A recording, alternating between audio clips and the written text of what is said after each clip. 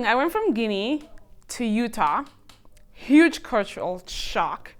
If I had gone from Guinea to New York, that would have been like better, but I went from Guinea to Utah, then I lived in Utah for 5 years, and then I went from Utah to Jamaica, Queens, which is pretty much like going back from Utah to Guinea. I started working with the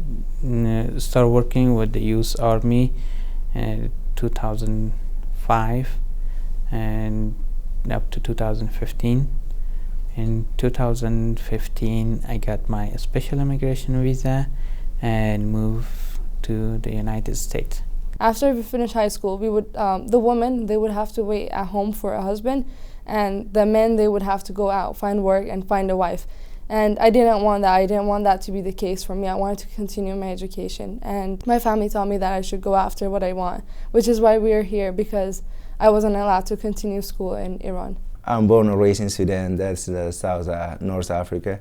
So I came to US 4 years ago, and the reason I came to US, every single of my family members, they have like an issue back home there. So we have a civil war scene going like 2020 and, I believe since 1990, yeah. So there's a civil war going on there, and we decided just, to move from our village to the capital of Sudan. I was so young at that time. There was civil war and between Arabs and sub-Saharan African Christians fighting against each other, and my parents had to flee to the neighboring country, Egypt. So they left their careers and they worked so hard to be at the career, to be where they are, and they gave up their lifestyle and their dreams for me and my siblings. I arrived from the place, I don't know their language, their culture, their religion, all that things, or even the lifestyle, I don't know how it goes, the things. And it's hard, to find someone who speaks the same language where you came from. And it's kind of like, I struggle a little bit with that. But at the end, so I found the communities, there's a lot of, youth is like a good state for the communities. There was not a lot of change because I spent a lot of time in the army bases back in Afghanistan, so I was like a little bit familiar with it, but still it was different, but it was a good place, especially Utah. I love Utah because it's a beautiful place, it's a lot of mountains, exactly the place I grew up. The adaptation was good in the process overall, but during that journey as I grew up, it wasn't fun. I had a hard time being friends with non-Black people. I had a hard time being friends because I can't relate. I remember for the first year I wanted to go back. It's like, I want to go back. And I kept thinking, America has opportunities, but it doesn't have the fun. Because, back home, a lot of people have graduated, but they don't have jobs, and it's very hard. So economically, it's very hard, but it's full of fun, laughter. And sometimes I miss that here, but I guess it just depends on the friends and the circles that you're in. Yeah. And once you find that, it's good.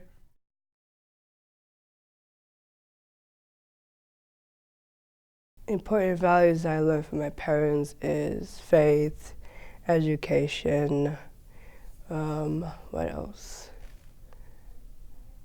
Living a good lifestyle, giving back to the community is a big one. My relationship with my Heavenly Father. I believe in God and Jesus Christ. So cultivating that, I'm very spiritual, so I try to stay on top of that, because whenever I am spiritually weak, all other aspects of my life kind of start to plunge, so I try to stay up on that. Family is another big part. Purpose, freedom.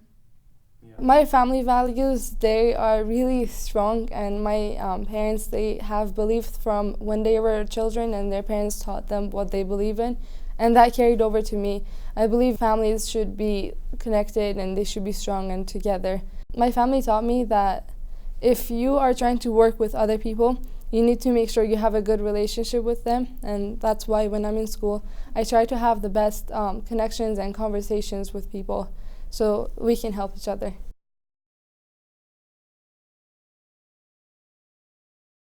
So me and my wife, we both go to school, and good thing is we are classmates. Yeah, we study same thing. We have same major. There was times where my mom couldn't afford to buy bread for a day, and we didn't have bread to eat, and she would have to ask her family to give her money for that day. Even though I was a kid, I could understand my mom's struggles and my dad's struggles. He would go away for 6 months at a time working to bring food for us, and it was really hard times, but I understood what they went through, and I don't want that to be the case for me in the future. That's why I chose what I want to do in the future. My mother, she's ambitious. She's very educated. She never gives up. And I like to see that in me. I like to see her characteristic in me.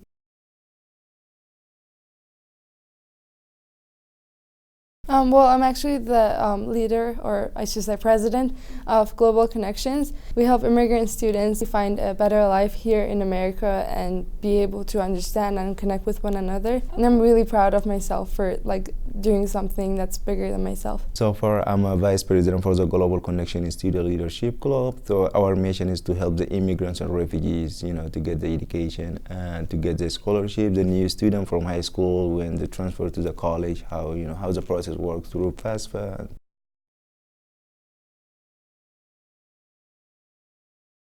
Well, in present, I'm a beautiful, brilliant, and bold woman.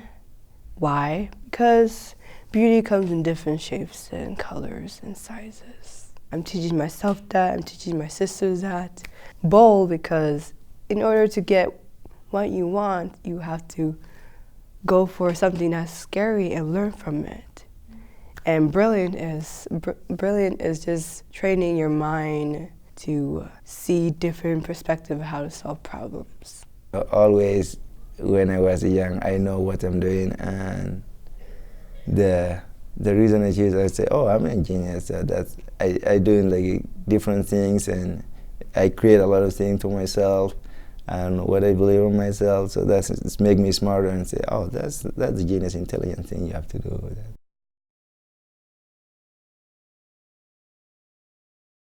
I have a list of options. Okay. And OBGYN, because I'm a woman, of course, and I respect women and men, but I like the development of life in helping women. And lots of color women are more likely to die during birth than non-color women. After I done the select, I'm just looking forward to open my own business. And right now I'm gonna start with my roommate, so we try to do kind of a little things ourselves. So we're looking for the small shop that we're gonna start our own business. I will apply for a job, and also my plan is to continue my education after degree, go for professor degree. Of course, whenever I get older, so it's better to be a teacher. So my goal is to write stories of underheard populations or underrepresented populations, like people from people like me, refugees, or maybe maltreated youth, what are just underrepresented communities, and I want to write about them. And so my goal is to create a production company that focuses on production those kind of movies. Well, I'm not sure about family yet because it's too early for me to plan that, but I do plan on traveling the world. I want to see every country possible, and I want to help as many people as I can. It's always been a dream for me to go back to my country and help the people there, even though they didn't treat me nice when I was there. I want to help the people that are struggling, and I want to build free clinics around the world and have kind of offices where I can go into and help people for free, basically.